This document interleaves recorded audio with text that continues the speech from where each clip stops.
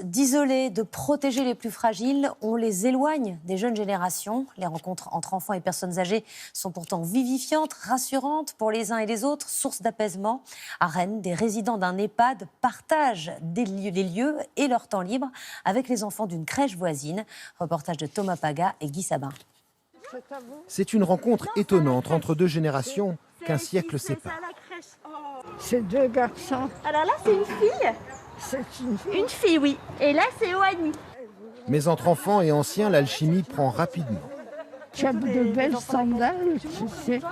Elles sont belles, tes sandales. Je voudrais bien des comme ça. Tu s'occupe bien de toi, là. Hein? Tu es une grande fille, là, maintenant. Si tu aurais été sage, tu vas être gâtée. Hein? C'est seulement la deuxième fois qu'ils se croisent. Les enfants viennent ici en voisins depuis la crèche installée à l'étage du dessous. Pour les résidents, l'heure que dure la visite est une parenthèse enchantée. Je trouve que c'est des vacances merveilleuses avec les enfants. Ça me plaît. Ça nous donne du moral, là. C'est très bien.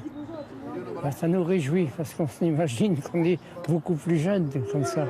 Et puis c'est marrant les petits, hein, c'est vrai. Ah oui. En pleine crise du Covid, cette rencontre relève de l'exploit. Les personnels de la crèche ont dû se faire tester pour l'occasion. Elle a été décalée plusieurs fois. Mais les initiatrices veulent le croire, l'épidémie a été un déclencheur. La crise du Covid a vraiment révélé l'isolement profond des personnes âgées dans les maisons de retraite. On n'a jamais autant parlé des EHPAD. Maintenant, ça parle à tout le monde de dire qu'il faut réouvrir les maisons de retraite sur la société, il faut recréer du lien intergénérationnel, justement parce que toute cette souffrance a été mise en lumière et tout cet isolement pendant le confinement. Spectacles de marionnettes, jeux de balles. Bientôt, les rencontres auront lieu une fois par semaine pour distraire les résidents de l'EHPAD, casser leur routine, mais pas seulement. L'idée est de redonner aux anciens un sentiment d'utilité. C'est un petit garçon qui s'appelle Lilio.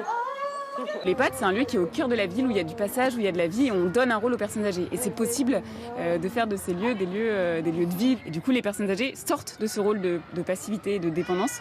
Elles ont un rôle à apporter, elles ont quelque chose à apporter aux enfants. Ici, tout est envisagé en commun. La crèche accueille les enfants du personnel de l'EHPAD à des conditions avantageuses.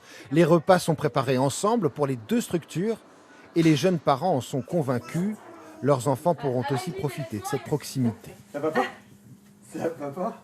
C'était une super idée, que ça leur fait des bonnes petites activités qui changent un petit peu de l'ordinaire. Donc, ils sont toujours contents de voir leur papy-mamie, alors d'en voir d'autres, ça doit être aussi sympa. Visiblement, au début, c'est un peu impressionnant pour Léonore. Mais au bout d'un certain temps, apparemment, elle est toujours hyper heureuse et hyper avenante vers les personnes âgées. À contre-courant de l'isolement imposé par le Covid, les crèches intergénérationnelles sont en constante progression en France. Sur ce modèle, une vingtaine de projets verront le jour dans les prochains mois.